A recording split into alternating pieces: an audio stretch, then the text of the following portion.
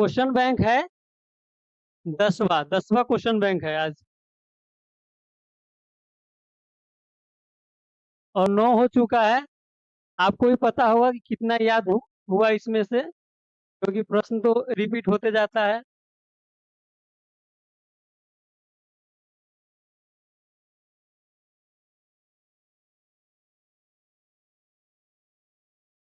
सही दिख रहा है।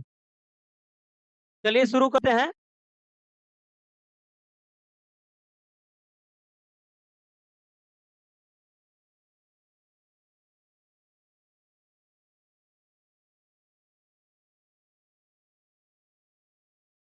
पहला प्रश्न है, शुरू करते हैं।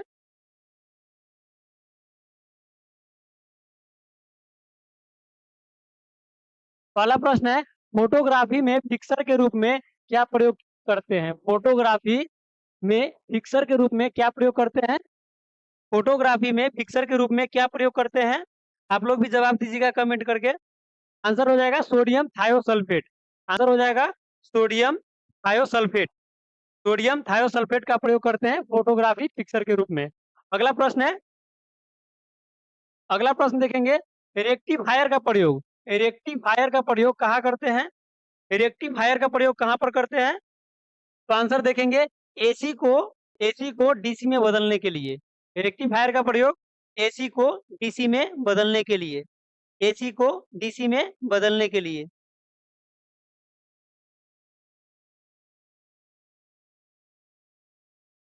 अगला प्रश्न देखेंगे, जब लोलक घड़ी की लंबाई, जब लोलक लोलक घड़ी से 2-3 बार प्रश्न रिपीट हो चुका है, तो इसका इसका आंसर आप लोगों को याद हो ही गया होगा। क्या है प्रश्न? जब लोलक घड़ी की लंबाई लंबाई लंबाई को 4 गुनी की जाती है। लंबाई, जब लोलक घड़ी की लंबाई 4 गुनी की जाती है, जब उसकी समयावधि समयावधि यानी कि आवर्तकाल आवर्तकाल क्या होगा? जब लोलक की लंबाई 4 गुनी कर दी जाती है, तो उसकी लोल आवर्तकाल क्या हो जाएगा? आवर्तकाल यानी कि समयावधि क्या हो जाएगा? तो आवर्तकाल बराबर बताए थे हम यहाँ पर कि टी, आवर्तकाल यानी कि टी बराबर क्या होता है? 2 pi under root L by g, L by g बताए थे। और इसमें क्या होता है? एल का मान 4 गुना हो जाता है, तो ये अंडर रूट में रहेगा 4, टी बराबर अंडर रूट 4।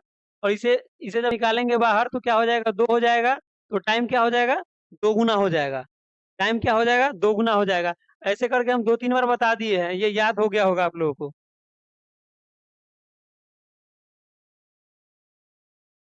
चलिए फिर अगला प्रश्न पे आते हैं। अगला प्रश्न है,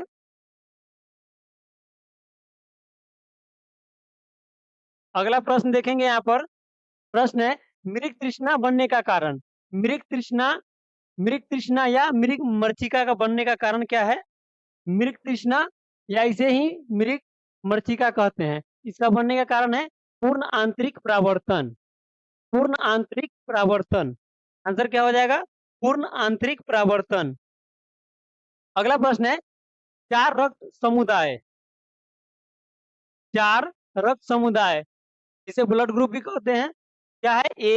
ए बी, बी तथा ओ में से कौन सा रक्त समुदाय सर्वदाता है? सर्वदाता यानी कि 4 रक्त समूह दिया गया है, इसमें सर्वदाता कौन सा है? आप लोग भी कमेंट करके बताइए। सर्वदाता रक्त समूह कौन सा है इसमें? ए बी, बी और ओ, इसमें से सर्वदाता कौन है? आप लोग कमेंट करके बताइए।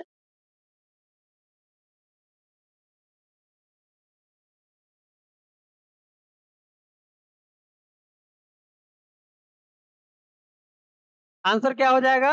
सर्वदाता ओ हो जाएगा। ओ में भी क्या होता है? ओ निगेटिव होता है। ओ निगेटिव होता है। कुमारी माया जी ओ, हाँ सही है, ओ निगेटिव। अगला प्रश्न देखेंगे।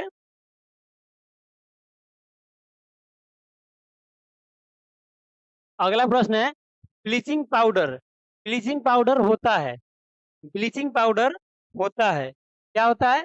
कैल्शियम क्लोराइड, कैल्शियम हाइपोक्लोराइड तथा बुझे हुए चूने का मिश्रण। ब्लीचिंग पाउडर क्या होता है? कैल्शियम क्लोराइड, कैल्शियम हाइपोक्लोराइड और बुझे हुए चूने का मिश्रण होता है। कैल्शियम क्लोराइड, कैल्शियम हाइपोक्लोराइड और बुझे हुए चूने का मिश्रण होता है ब्लीचिंग पाउडर। Bleaching powder. अगला प्रश्न देखेंगे, कौन सी गैस का सर्वोत्तम कौन सी गैस का सर्वोच्च सर्वोच्च उष्मांक होता है? यानी कि कौन से गैस का उष्मा जो होता है सबसे अधिक होता है? आप लोग कमेंट करके बताइए, कौन से गैस का उष्मा सबसे अधिक होता है, उष्मांक सबसे अधिक होता है? तो हाइड्रोजन गैस का उष्मांक सबसे अधिक होता है। और यह क्या होता है? प्रदूषण रहित होता है, यानी कि इस गैस में प्रदूषण न के बराबर होता है। हाइड्रोजन सही है, हाइड्रोजन। अगला अगला प्रश्न देखेंगे, प्रकाश का रंग जो होता है वह निश्चित किया जाता है। प्रकाश का जो रंग हम लोग निश्चित करते हैं कि कैसा रंग है प्रकाश का, तो कैसे निश्चित करते हैं? तो तरंग दैर्घ्य के द्वारा प्रकाश के रंग को निश्चित किया जाता है। तरंग दैर्घ्य के द्वारा। अगला प्रश्न देखेंगे, अगला प्रश्न है, सूर्य में विद्यमान विद्यमान असीमित ऊर्जा का स्रोत क्या है? सूर्य में जो असीमित ऊर्जा, जिसका कोई सीमा नहीं है, उसमें कितना ऊर्जा है? तो सूर्य की असीमित ऊर्जा का स्रोत क्या है? सूर्य की असीमित ऊर्जा का स्रोत क्या है? आंसर हो जाएगा नाभिकीय संलयन। नाभिकीय संलयन। नाभिकीय संलयन। अगला प्रश्न देखेंगे, अगला प्रश्न है, आग लगने एवं फैलने की संभावना कम होती है। आग लगने और फैलने की संभावना कैसे कपड़े में कम होती है? आग लगने और फैलने की संभावना सबसे कम होती है किस किस्म के कपड़े में? आप लोग बताइएगा। सूती होता है, पॉलिस्टर होता है, किसमें आग लगने की प्रवृत्ति कम होती है और फैलने की कम होती है? तो सूती वस्त्र में आग लगने और फैलने की प्रवृत्ति बहुत कम होती है। सूती वस्त्र सही है आंसर। अगला प्रश्न देखेंगे, एक शाकाहारी को अपने शरीर के लिए आवश्यक फास्फोरस कहाँ से मिल सकता है? एक शाकाहारी को अपने शरीर के लिए आवश्यक फास्फोरस जो होता है, वो कहाँ से मिलता है? तो दूध से मिलता है। शाकाहारी जो होता है उसे फास्फोरस की मात्रा जो होता है शरीर में, वो कहाँ से पूर्ति होता है? तो दूध से मिलता है, दूध से। चलिए अगला प्रश्न देखेंगे। आप लोग जितना बार आंसर कमेंट कीजिएगा, रिपीट होगा, उतना ज्यादा याद हो जाएगा।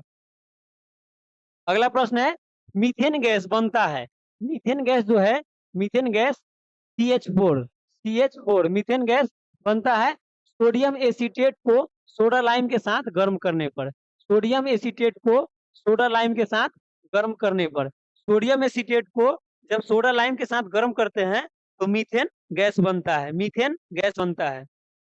अगला प्रश्न है, सार्स सार्स क्या है? तो विषाणु द्वारा फैलने वाली एक बीमारी है। सार्स क्या है? विषाणु द्वारा फैलने वाली एक बीमारी है। सार्स क्या है? विषाणु द्वारा फैलने वाली एक बीमारी है। अगला प्रश्न देखेंगे, यहाँ पर प्रश्न है, एड्स नहीं फैलता है। एड्स जो बीमारी है वह नहीं फैलता है।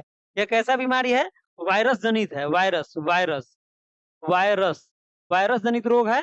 और यह नहीं फैलता है बातचीत करने से, छूने से यह नहीं फैलता है। सोडियम एसीटेट को सोडा लाइम के साथ गर्म करने पर मिलता है मीथेन गैस। अगला प्रश्न देखेंगे, अगला प्रश्न है, मशरूम है मशरूम क्या है? मशरूम क्या है? मशरूम मशरूम है फंजाई, यानी कि कवक। मशरूम क्या है? मशरूम एक कवक है। मशरूम कवक है, फंजाई। अगला प्रश्न है, जब बर्फ पानी में तैरता है, बर्फ जो है पानी में जब तैरता है तो उसके आयतन आयतन का कितना भाग पानी के ऊपर रहता है? कितना भाग आयतन का कितना भाग पानी के ऊपर रहता है?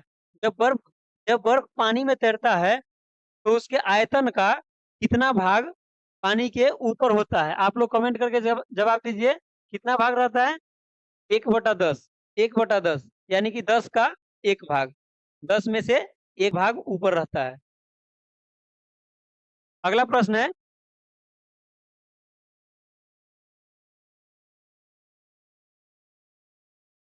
अगला प्रश्न देखेंगे,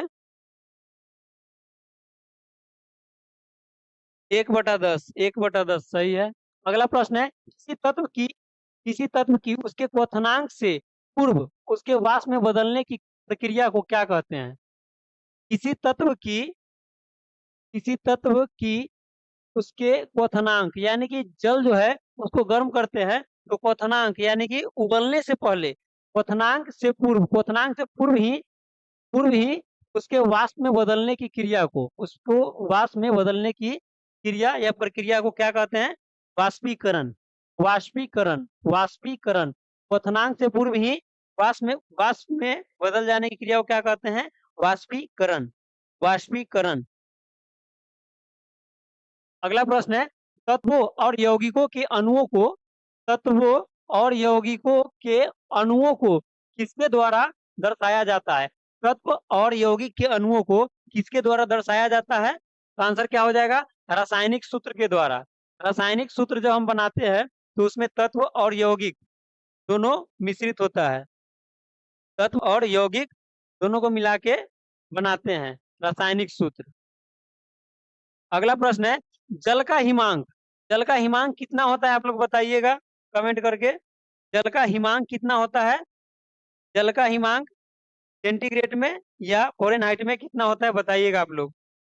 जल का हिमांक जल का हिमांक फ़ारेनहाइट में हम बताए थे 32 डिग्री फ़ारेनहाइट, और सेल्सियस में आप लोग बताइएगा, सेल्सियस में। सेंटीग्रेड में बताइएगा जल कितने डिग्री सेल्सियस पर जम जाएगा। आप लोग आंसर कमेंट कीजिए।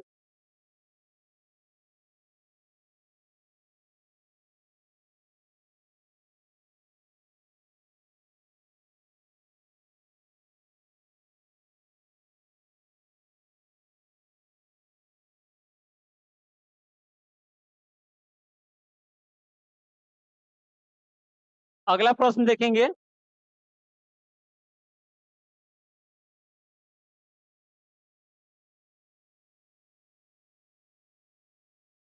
चलिए अगला प्रश्न देखते हैं, रडार का उपयोग किस लिए किया जाता है? रडार का रडार का उपयोग किस लिए किया जाता है? रडार का उपयोग किस लिए किया जाता है? तो जहाज और वायुयान आदि को ढूंढने में एवं मार्ग निर्देश में जहाज और वायुयान के मार्ग निर्देश में, या अगर जहाज और वायुयान अगर खो जाए तो उसे ढूंढने में रडार का प्रयोग करते हैं। रडार का प्रयोग करते हैं। रडार का।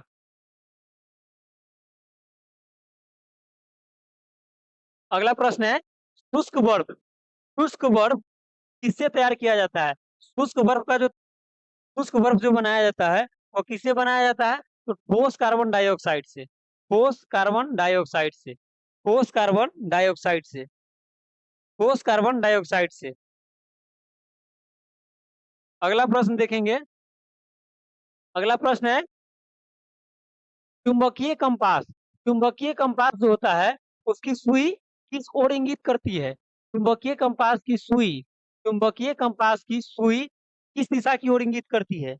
चुंबकीय कंपास की सुई किस दिशा की ओर इंगित करती है?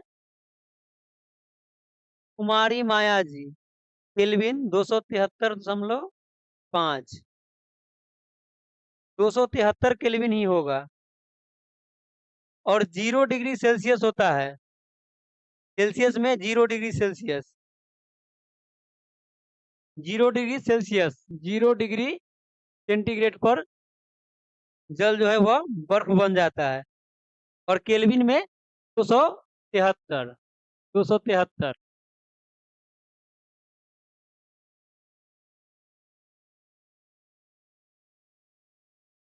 क्या है प्रश्न? चुंबकीय कंपास की सुई किस ओर इंगित करती है?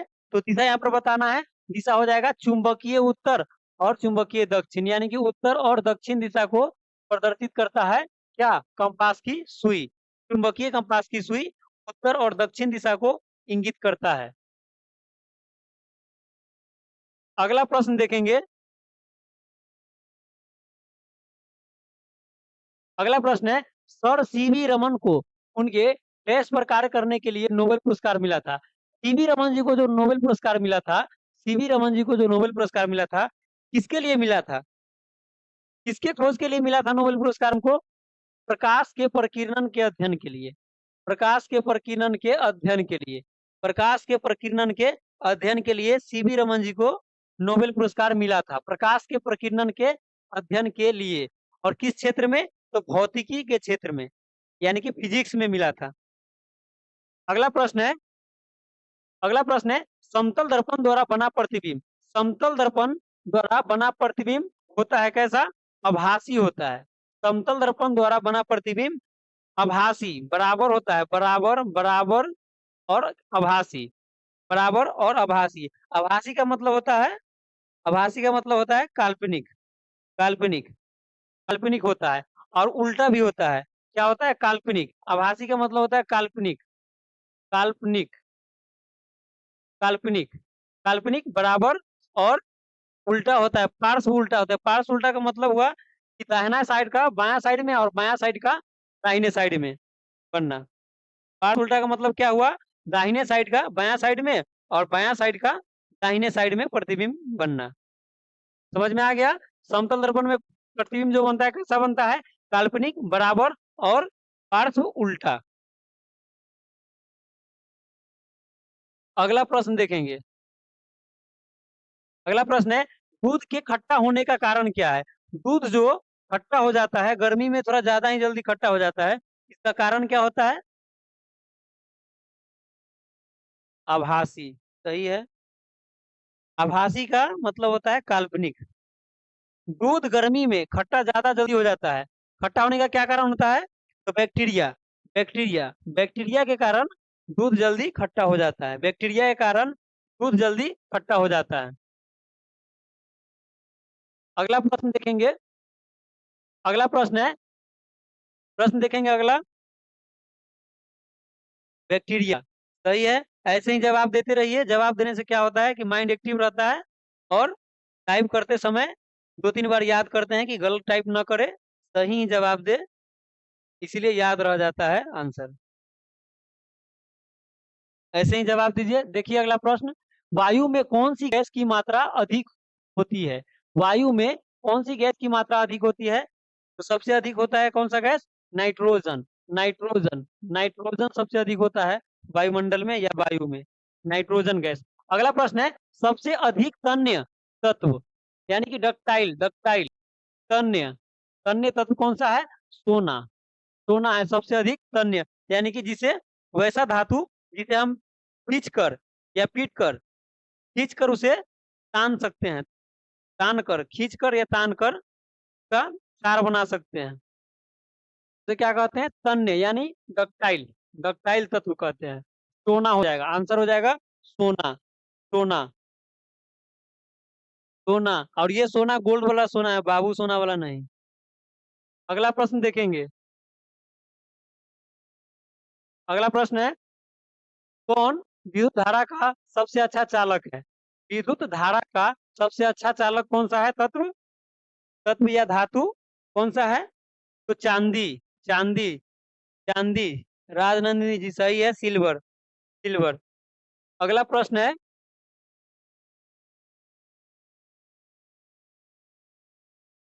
अगला प्रश्न देखेंगे यहाँ पर, हड्डियों तथा सीमेंट में कौन सा तत्व समान रूप में पाया जाता है? हड्डियों में और सीमेंट में समान रूप में पाया जाने वाला तत्व कौन सा है? हड्डियों और सीमेंट में पाया जाने वाला तत्व समान रूप से कौन सा है? हड्डियों और सीमेंट में पाया जाने वाला कौन सा तत्व है? कौन सा तत्व है? तो कैल्शियम, कैल्शियम जो है हड्डी और सीमेंट दोनों में समान रूप से पाया जाता है। कैल्शियम हड्डी और सीमेंट में समान रूप से पाया जाता है। अगला प्रश्न देखेंगे। अगला प्रश्न है, घरेलू बिजली, घरेलू बिजली मीटर, यानी कि हम लोगों के घर में जो बिजली मीटर लगा होता है, वो घरेलू बिजली मीटर में विद्युत उपयोग की माप, विद्युत का जो उपयोग करते हैं उसकी माप, माप जो होता है किसमें करते हैं? वाट में करते हैं, वाट में। घरेलू बिजली मीटर में विद्युत की माप वाट में करते हैं।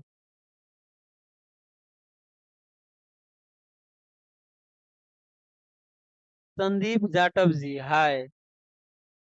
कैल्शियम सही है आंसर आपका भी। चलिए अभी जो अगला प्रश्न है वो देखते हैं।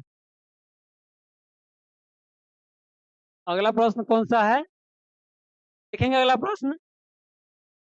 प्रश्न है पारे का निम्नतम हिमांक। पारे, पारे का निम्नतम हिमांक यानी कि एच जी, पारा यानी कि एच जी का निम्नतम हिमांक कितना होता है। हिमांक यानी कि फ्रीजिंग पॉइंट, जमने का। पारा जो है -39 डिग्री सेल्सियस पर जम जाता है। पारा -39 डिग्री सेल्सियस पर जम जाता है। और क्वथनांक, क्वथनांक यानी कि पिघलने का पॉइंट, पिघलने का, पिघलने का क्वथनांक पॉइंट कितना है इसका, तापमान कितना है क्वथनांक। पारा जो है पारा, पारा का क्वथनांक कितना है 375 degree Celsius. 375 degree Celsius, 375 degree Celsius. आप लोग भी एक दो बार रिपीट कर लीजिएगा ताकि याद हो जाए। 375 डिग्री सेल्सियस क्या है, क्वथनांक है। और हिमांक कितना है इसका, हिमांक यानी freezing point 39 degree, -39 degree Celsius, -39 degree Celsius. अगला प्रश्न है मानव शरीर में रक्त को साफ करने का कार्य कौन करता है। मानव शरीर में रक्त, रक्त को जो साफ करता है वो कौन करता है। रक्त को, रक्त को साफ कौन करता है, किडनी। किडनी यानी कि रक्त, रक्त का जो शुद्धिकरण किया जाता है किडनी के द्वारा, किडनी के द्वारा, किडनी के द्वारा। अगला प्रश्न है भोजन की ऊर्जा को मापा जाता है, यानी कि भोजन जो हम करते हैं, भोजन जो हम करते हैं तो उसमें जो ऊर्जा की मात्रा होती है उसे हम किसमें मापते हैं। राजनंदिनी जी, ब्रिक, किडनी सही है आंसर। अगला प्रश्न देखिए, भोजन की ऊर्जा की जो माप करते हैं वो किसमें करते हैं। कैलोरीज, कैलोरी मीटर में करते हैं, कैलोरी मीटर में करते हैं, कैलोरी मीटर में करते हैं, कैलोरी मीटर में करते हैं। अगला प्रश्न देखेंगे। अगला प्रश्न है प्रेशर कुकर में सब्जियां जल्दी पकाई जाती है। आप लोग बताइएगा आंसर इसका। प्रेशर कुकर में सब्जियां जल्दी क्यों पक जाती है। प्रेशर कुकर में सब्जियां जल्दी क्यों पक जाती है, बताइएगा आप लोग आंसर इसका। सब्जियां जल्दी क्यों पक जाती है, प्रेशर कुकर में सब्जियां जल्दी क्यों पक जाती है। तो आंसर जाएगा इसका दाब बढ़ जाने से और क्वथनांक बढ़ जाने से। यानी कि प्रेशर कुकर में, प्रेशर कुकर उसका नाम ही प्रेशर है, प्रेशर का मतलब हुआ दबाव, और दबाव जब बढ़ जाता है तो उसका क्वथनांक भी बढ़ जाता है, और क्वथनांक बढ़ने के कारण जल्दी पक जाता है सब्जी। तो चलिए अगला प्रश्न देखते हैं, ये समझ में आ गया होगा। अगला प्रश्न है एक फ्यूज तार, फ्यूज तार, फ्यूज तार का जो प्रयोग करते हैं, फ्यूज के रूप में जो तार का प्रयोग करते हैं, फ्यूज तार का उपयोग करते हैं देश के लिए होता है। यानी कि फ्यूज तार हम लोग क्यों लगाते हैं, फ्यूज तार क्यों लगाते हैं। और फ्यूज तार का निर्माण होता है कौन कौन से धातु, तो सीसा और टीन। सीसा यानी कि पीवी, और टीन, टीन को एसएन से डिनोट करते हैं। सीसा और टीन, सीसा और टीन का मिश्रण फ्यूज, फ्यूज तार बनाते हैं, फ्यूज तार बनाते हैं सीसा और टीन के मिश्रण से। और फ्यूज तार क्यों लगाते हैं, तो आंसर है हानि पहुंचाए बिना उच्च विद्युत धारा के, हानि पहुंचाए बिना उच्च विद्युत धारा के प्रवाह में। यानी कि विद्युत धारा का उच्च प्रवाह हो और किसी प्रकार का हानि नहीं हो, किसी प्रकार का हानि कोई उपकरण में नहीं हो, किसी प्रकार की हानि नहीं हो और उच्च विद्युत धारा का प्रवाह हो। चलिए अगला प्रश्न पे चलते हैं। अगला प्रश्न है, अगला प्रश्न देखेंगे यहाँ पर।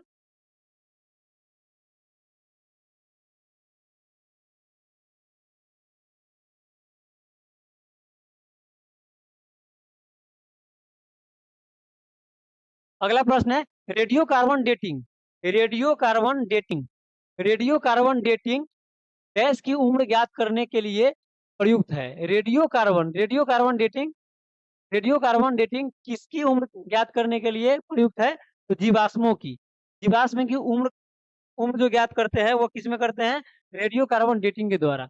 रेडियो कार्बन डेटिंग के द्वारा जीवाश्मों की उम्र का ज्ञात करते हैं, जीवाश्मों की उम्र ज्ञात करते हैं रेडियो कार्बन डेटिंग के द्वारा। रेडियो कार्बन डेटिंग के द्वारा जीवाश्म की उम्र ज्ञात करते हैं। अगला प्रश्न है, अगला प्रश्न देखेंगे वृत्त। अगला प्रश्न है पित्त, पित्त जो है पित्त, पित्त स्रावित होता है, पित्त स्रावित होता है, यानी कि पित्त जो है वह निकलता है, उत्सर्जित होता है कहाँ से। पित्त जो है वह स्रावित होता है कहाँ से, तो लीवर, लीवर इसे हम यकृत भी कहते हैं, यकृत, यकृत। और यह जमा कहाँ पर होता है, यानी कि स्टोर कहाँ पर होता है पित्त, तो पित्ताशय में, पित्ताशय में, पित्ताशय में जमा होता है, पित्ताशय में जमा होता है। लीवर से सही है आंसर। चलिए अगला प्रश्न देखते हैं।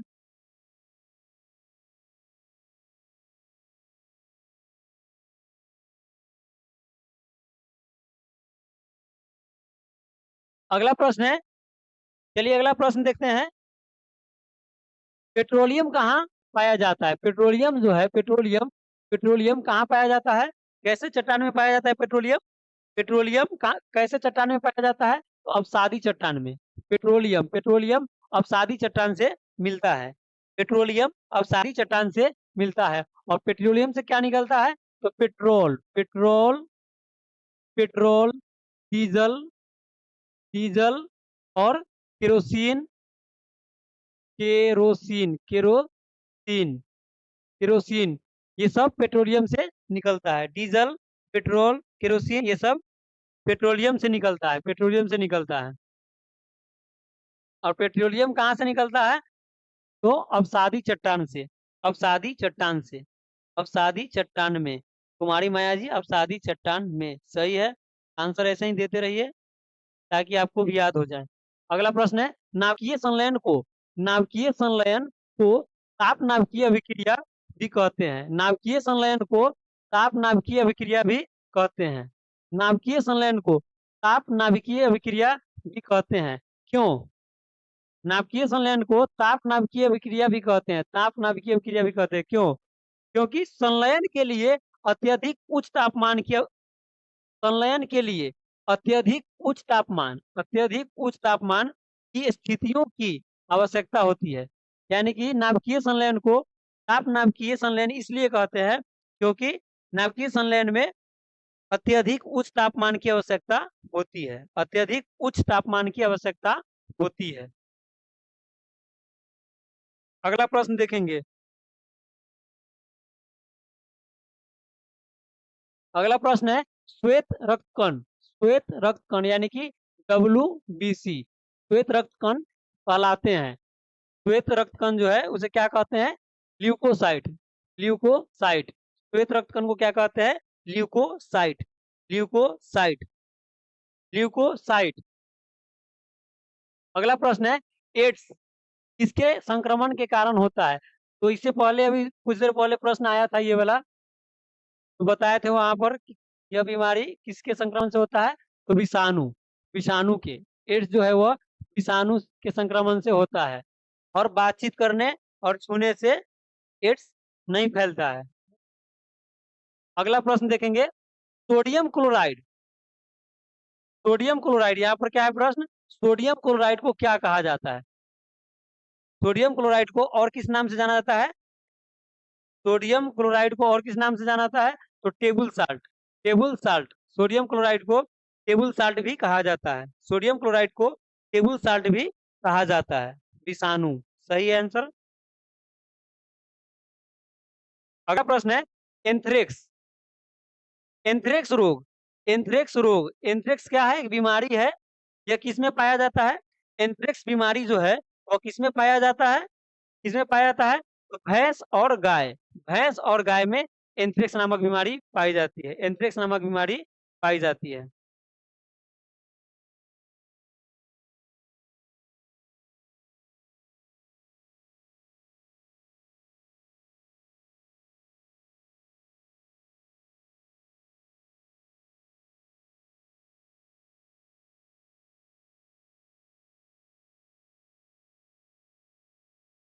बहुत बहुत धन्यवाद, इतना ठंडा पानी ला के पिलाए हैं।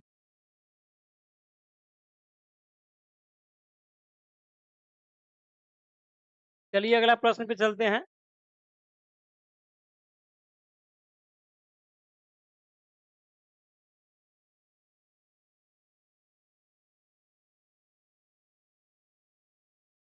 प्रश्न है, बुनसेन वर्नर, बुनसेन वर्नर किस सिद्धांत पर कार्य करता है, किस सिद्धांत पर कार्य करता है, बुनसेन वर्नर जो है वर्नर वह किस सिद्धांत पर कार्य करता है, तो बर्नौली के सिद्धांत पर, बर्नौली के सिद्धांत पर, बर्नौली के सिद्धांत पर।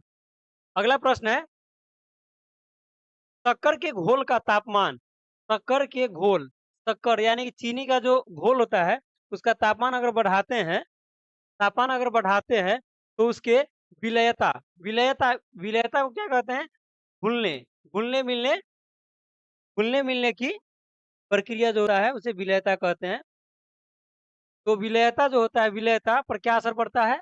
जब शक्कर के घोल का तापमान बढ़ाते हैं, तापमान बढ़ाते हैं यानी कि पानी को गर्म करते हैं, ज़्यादा गर्म करते हैं शक्कर मिला के, तो क्या होता है? विलयता उसका क्या होता है? बढ़ जाता है, बढ़ जाता है। जब पानी को गर्म करते हैं चीनी मिला के या शक्कर मिला के, तो उसकी विलयता क्या होता है? यानी घुलने-मिलने की प्रक्रिया क्या होता है? बढ़ जाती है, बढ़ जाती है। घुलने-मिलने की प्रक्रिया बढ़ जाती है। अगला प्रश्न है, भोजन का पाचन मुख्यतः किस अंग के द्वारा होता है?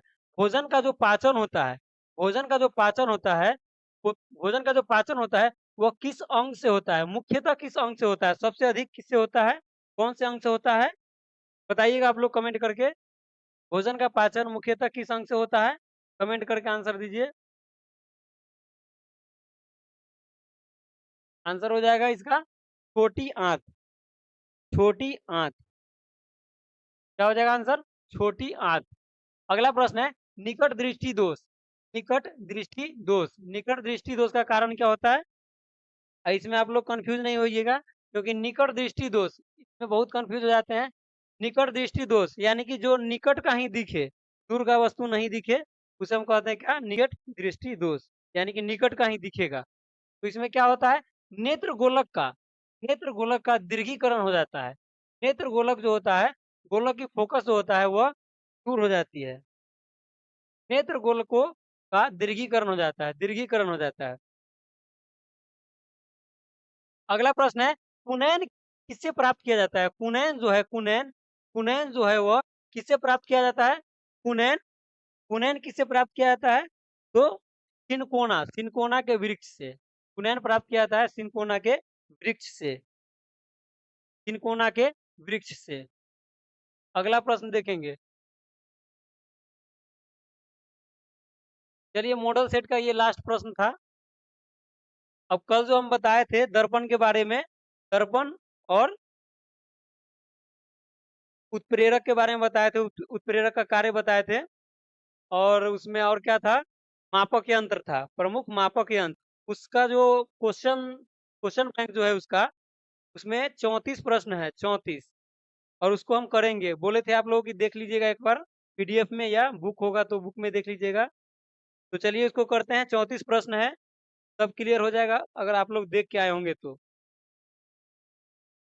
चलिए शुरू करते हैं, कमेंट कीजिएगा आप लोग आंसर।